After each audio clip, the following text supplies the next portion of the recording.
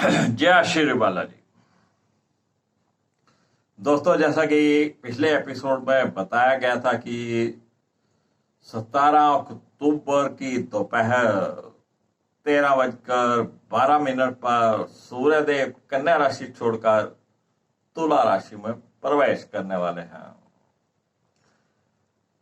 और 17 तारीख की दोपहर से लेकर 16 नवंबर की दोपहर तक सूर्यदेव तुला राशि में गोचर करेंगे।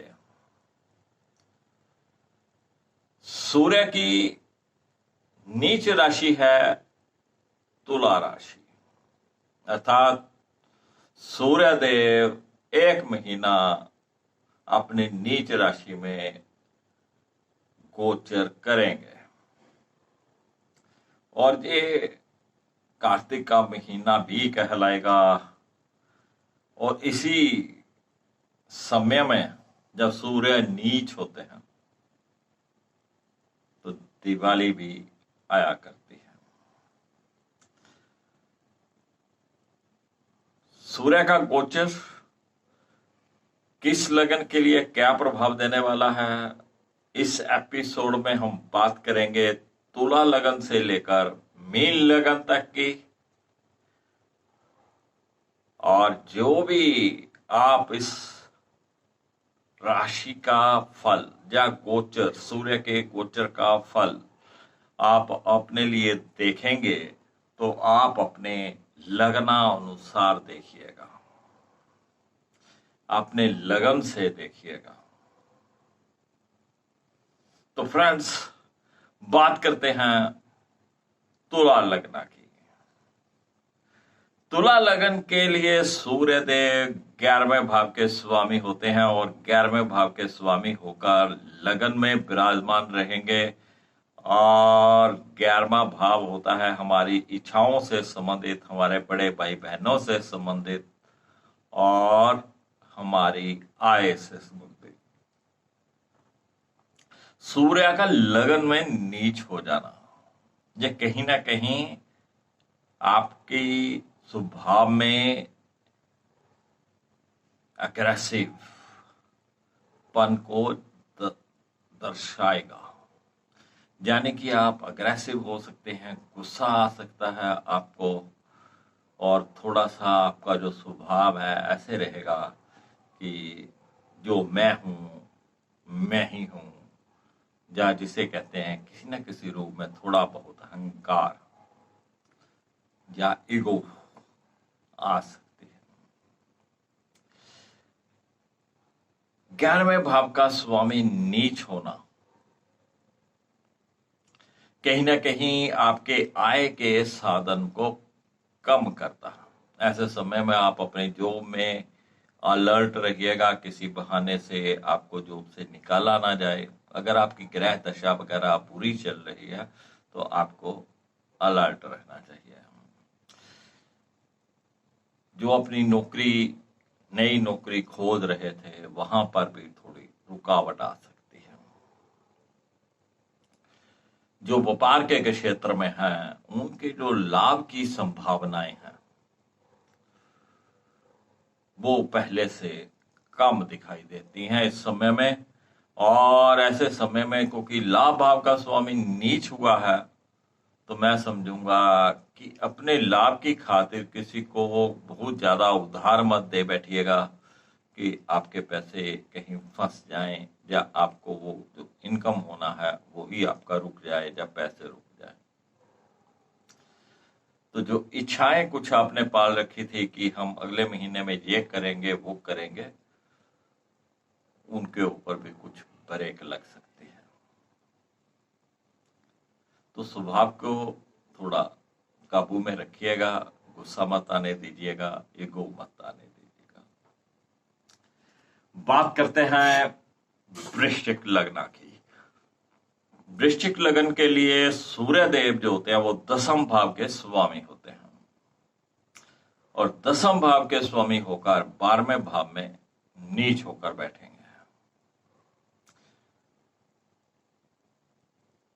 12वां भाव हमारे व्यय से संबंधित है और दसम भाव हमारे मान यश से संबंधित है, हमारे व्यापार से संबंधित है, हमारे कर्मा से संबंधित है, हमारी नौकरी से संबंधित है, सरकारी कार्यों से संबंधित है।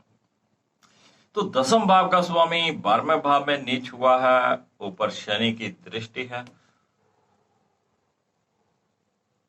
तो जिनका थोड़ा बहुत भी ग्रह दशा खराब चल रही है वो अलर्ट रहें, उनको कहीं ना कहीं सरकारी दंड की संभावनाएं बनती हैं। बेशक आपका चालान हो जाए, बेशक कोई जुर्माना लग जाए, तो उससे आपको थोड़ा बचना है। जो आपका व्यापार है, जो नौकरी है, उसमें भी बहुत ज्यादा आपको भाग दौड़ करनी पड़ेगी, और बहुत भाग दौड़ करके उस व्यापार को, उस नौकरी में आपको जमे रहना है। नहीं तो ये नीच का सूर्य कहीं ना कहीं आपके व्यापार में, आपकी नौकरी में कुछ बाधाएं उत्पन्न करता है। अगर आपका कार्य विदेश से संबंधित है, कोई इंपोर्ट एक्सपोर्ट का है, तब ये सूर्य किसी न किसी रूप में आपको लाभ दे सकता है। अदरवाइज कुछ मुझे ज्यादा जहां पर नजर नहीं आता है कि व्यापार में कुछ खास बढ़ोतरी हो। बस इसको मेंटेन रख लीजिएगा, इतना ही बहुत है। धनु लग्न की बात करें तो धनु लग्न के लिए सूर्य देव नवम भाव के स्वामी होते हैं, और नवम भाव के स्वामी होकर नीच अवस्था में 11वें भाव में रहेंगे। भाग्य भाव का स्वामी 11वें भाव में जाना अच्छा माना जाता है, लेकिन यहां पर सूर्य देव नीच है, तो कहीं ना कहीं जो आपका भाग्य है वो थोड़ा कमजोर पड़ जाएगा।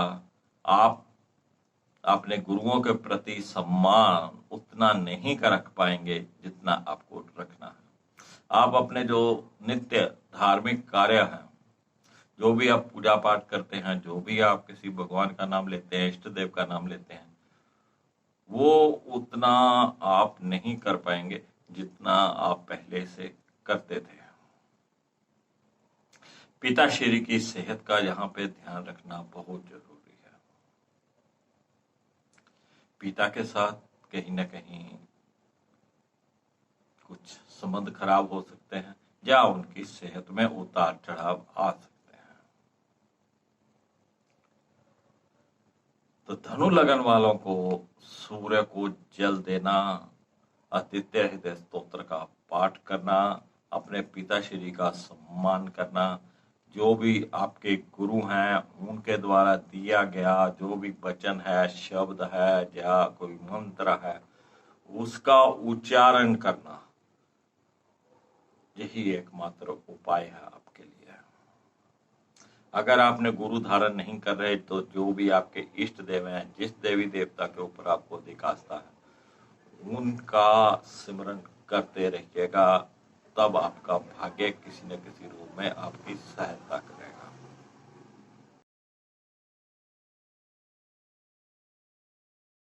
मकर लगन के लिए सूर्य देव जो होते हैं वो अष्टम भाव के स्वामी होते हैं, और अष्टम भाव के स्वामी होकर दसम भाव में गोचर करेंगे। अष्टम भाव का स्वामी जिस भाव में जाता है हानि करता है, और सूर्य तो यहाँ पर नीच होकर दसम भाव में गए, यानी कि आपको अपनी नौकरी, अपने व्यापार में भी कहीं ना कहीं ध्यान देने की जरूरत है। आप अपनी नौकरी में पंक्चुअल रहिएगा, नहीं तो आपको कुछ ना कुछ हानि होने के योग बनते हैं। और दसम भाव जो कि इज्जत मान से भी संबंधित है, कहीं ना कहीं आपको जो रिगार्ड मिलना है, जो आपकी मेहनत का फल मिलना था, तो उसमें भी यहाँ पर कमी हो सकती है। व्यापार के स्तर में भी जो जातक हैं, उनको अपने व्यापार में कड़ी मेहनत करके उसे मेंटेन रखना है, नहीं तो कुछ रुकावटें जहां पर देखने को मिलेंगी। अगर आपका व्यापार इंपोर्ट एक्सपोर्ट से संबंधित है, तब ये कुछ लाभ आपको यहाँ पे मिल सकता है। या आप कहीं मल्टीनेशनल कंपनी में कुछ जॉब करते हैं, तो आपको जो सूर्य का गोचर लाभ दे सकता है। या आपने कहीं विदेश में किसी बिजनेस के सिलसिले में जाना है, या आपको कहीं जॉब के सिलसिले में जाना है, तब ये सूर्य का गोचर आपको लाभ दे सकता है। चलिए बात करते हैं कुंभ लग्न की। कुंभ लग्न के लिए सूर्य देव सप्तम भाव के स्वामी होते हैं, और सप्तम भाव के स्वामी होने के बाद सूर्य का गोचर नवम भाव में होगा। यानी सप्तम भाव दैनिक रोजगार और आपके लाइफ पार्टनर का स्वामी होकर वो नीच अवस्था में भाग्य भाव में रहेगा, और उसके ऊपर रहेगी शनि की दृष्टि। जो कुंभ लगन वाले अनमैरिड हैं और उनकी कहीं ना कहीं रिश्ते की बात चल रही थी, या रिश्ता तय होने वाला है, या होने की संभावनाएं हैं, वहां पर कहीं ना कहीं ब्रेक लगने के चांसेस हैं। किसी न किसी कारण मनमुटाव हो जाएगा, आपका वो रिश्ता रुक सकता है, लेट हो सकता है। तो ऐसे समय में थोड़ा सोच समझ के निकालिएगा उस समय को, ताकि रिश्ता भी बचा रहे और ये 1 महीने का समय भी किसी तरह से निकल जाए। जो मैरिड हैं उनको अपने लाइफ पार्टनर के सेहत का ध्यान रखना चाहिए। कहीं ना कहीं लाइफ पार्टनर को कुछ ना कुछ परेशानी आ सकती है, या उनकी सेहत में उतार चढ़ाव आ सकते हैं। भाग्य भाव, बेशक यहाँ पर सूर्य नीच के हैं, आपको अपने लाइफ पार्टनर की सहायता लेकर अपने भाग्य को अच्छा करना चाहिए। यानी कि आप किसी भी कार्य में अपनी पत्नी की सलाह लें या पति की सलाह लें, या आपका जैसे बिजनेस कहीं आपके रिहायश के आसपास हो, घर के आसपास हो, तो आप अपने लाइफ पार्टनर को वहां पर कुछ देर बैठने का मौका दें या बिजनेस में इन्वॉल्व करें। या कुछ लोग ऐसा भी कर सकते हैं कि वो काम पे जाते समय अपनी पत्नी से कुछ पैसे लेकर जाए, या उनकी पत्नी या उनका हस्बैंड उनको पैसे दे और आपको शाम को आकर कुछ बढ़ाकर उनको पैसे वापस कर रहे हैं। बेशक आप 1 रुपया बढ़ा के वापस करें। अगर आप जाते समय 50 रुपए ले गए थे, तो बेशक आप आकर उनको 51 रुपए दे दीजिए, 52 दे दीजिए, 55 दे दीजिए, 60 दे दीजिए, 100 दे दीजिए, वो आपकी इच्छा। तो इस तरह से पत्नी के पैसे या आपके लाइफ के पार्टनर के पैसे आपके व्यापार में इस्तेमाल हो जाएंगे, और उसका जो भाग्य भाव में वो बैठे हुए वो आपके भाग्य को जगाने में या सही रखने में सहायता करेंगे। चलिए बात करते हैं मीन लग्न की। मीन लग्न के लिए सूर्य देव जो होते हैं वो 6ठे भाव के स्वामी होते हैं, और 6ठे भाव के स्वामी होकर 8म भाव में बैठे हैं। तो ऐसे समय में किसी भी प्रकार का कोई रोग हो,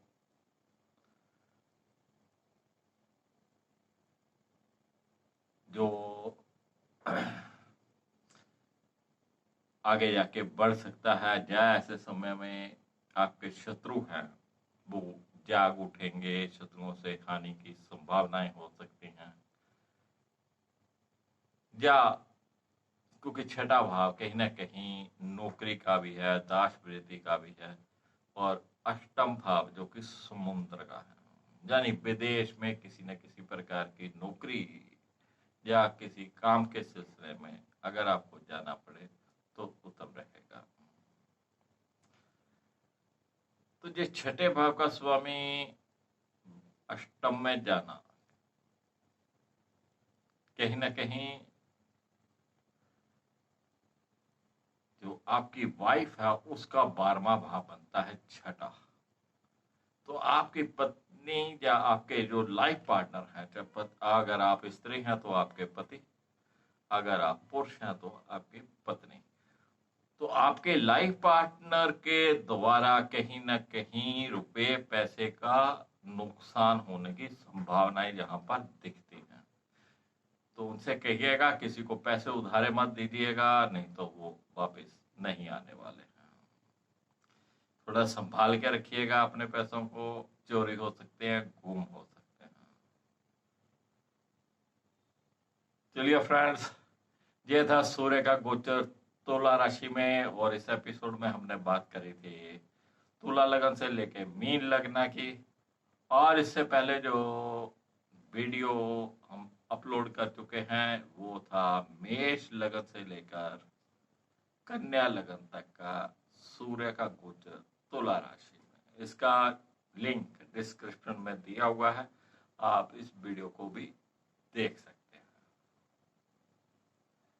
वीडियो पसंद आए लाइक करिएगा, शेयर करिएगा, अपने दोस्तों मित्रों को इस चैनल के साथ जुड़िएगा। इजाजत दीजिएगा राकेश विशेष को, फिर मिलेंगे नई जानकारी के साथ। जय श्री बालाजी।